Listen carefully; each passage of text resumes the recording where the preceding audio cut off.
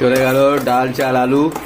এই যে বেগুন ভাজা আমাদের হয়ে গেছে, এবার হবে খিচুড়ি।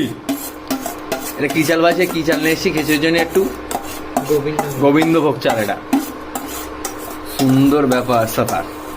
আজকে রাত্রি হবে ভারী মজা, তাই আমরা ভেজেছি বেগুন ভাজা। উফ, কি গন্ধ বেরোচ্ছে খিচুড়িটা। ও কি আর বলবো।